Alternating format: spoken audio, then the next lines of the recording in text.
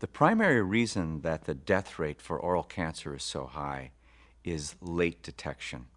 By the time it becomes apparent, either to the individual or to a healthcare provider, it's late stage, and the survival rate at that point is abysmal. Some 81% will perish simply because it's a late stage diagnosis. If you can catch it early, if you can catch it in early stage or in its precancerous stage, the survival rate goes up dramatically to well over 80%.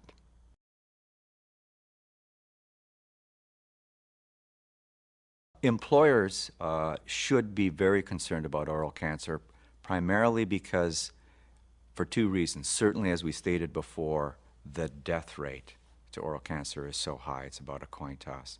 So consequently, one loses a valued employee. Aside from that, it's costly. The medical costs involved in treating oral cancer can run up to about $200,000. The primary reason for those high costs is the surgical removal and the consequent and following rehabilitations that are necessary in the head and the neck and the jaw region.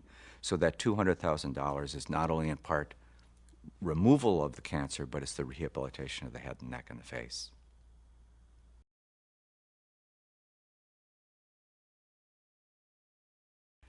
Well, clearly one wants to prevent oral cancer from occurring, and the best way is to follow behaviors that don't put yourself at risk. The two classic risk factors that are well known are tobacco abuse, and if one were to smoke a package of cigarettes a day, one increases their risk by 5 times. If one abuses alcohol, which is the second risk factor that's fairly well known and associated with oral cancer, one increases their risk of oral cancer by 3 times. Particularly deadly combination is both tobacco and alcohol abuse. In combination, it increases one's risk by 100 times. About 75% of individuals with oral cancer will have either one or both of those risk factors. That leaves 25% of the population that doesn't behave in a manner that puts them at risk, such as tobacco abuse or alcohol abuse. That 25% translates to this growing population of oral cancer in Americans, which is, again, the younger individuals and women.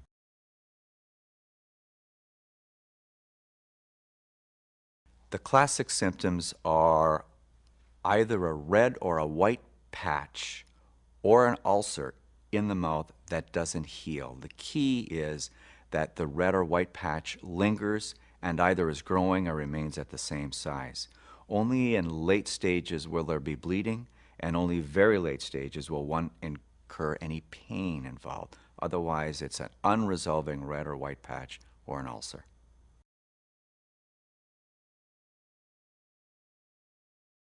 On an individual basis, the best thing one can do is obviously avoid those risk factors such as tobacco and alcohol abuse. The third item would be to have an oral screening examination done annually. Dentists and dental hygienists are particularly trained in developing and delivering oral screening examinations.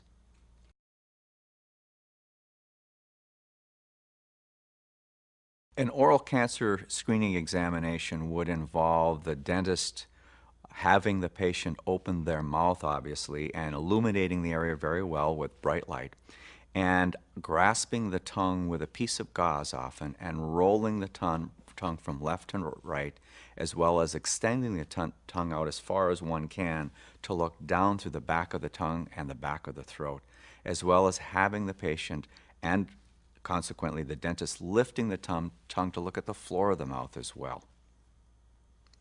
In addition to that, dentists will often palpate, take his or her fingers and squeeze and touch the head and neck region for lymph nodes. One of the earlier signs of cancer can be enlarged lymph nodes in the head and neck and the ear region.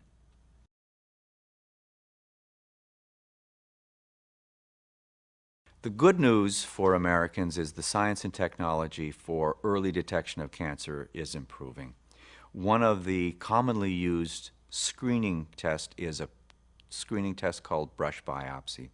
It actually deploys the software technology developed from the Star Wars defensive mechanism some many years ago in an attempt to defend America from nuclear warheads entering our atmosphere. And the brush biopsy applies that computer technology that was actually used to, if you will, to find the needle in the haystack, to uncover a cancer cell among normal cells.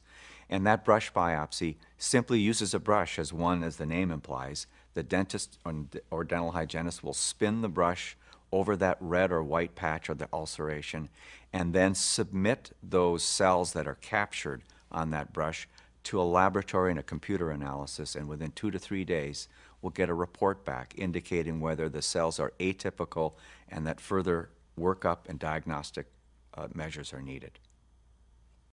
One of the advantages of the brush biopsy technique is the fact that it doesn't require anesthesia. It's a relatively painless procedure in which the dentist rolls the brush over the lesion to collect samples of cells. The hope through brush biopsy technique is to replicate what had happened for cervical cancer with the Pap smear. When the Pap smear was introduced in 1950, it had similar death rates to what we currently are seeing with oral cancer.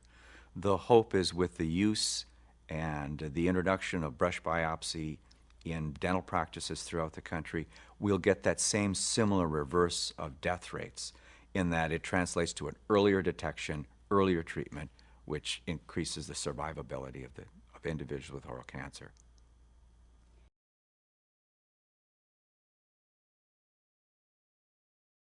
Delta Dental believes that dentists are in a unique position to impact oral cancer in the United States.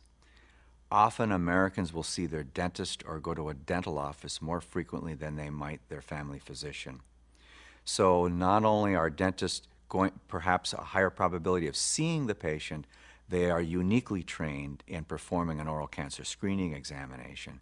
So we believe that the dentist in the dental office is significant in changing the pattern of oral cancer in the United States.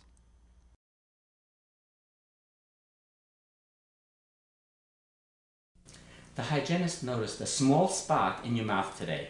These spots are very common. Almost everyone has them at one time or another.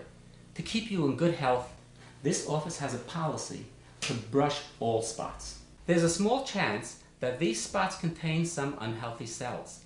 If the brush test finds some unhealthy cells, that's nothing to worry about because it typically takes many years before the unhealthy cells can become harmful. And the spot can easily be removed before that can happen. So what we'll do today is we'll brush that spot.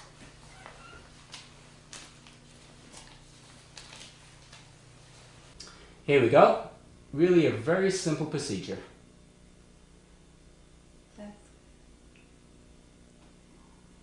Okay, that's all there is to it. How was it?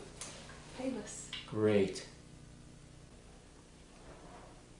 Okay.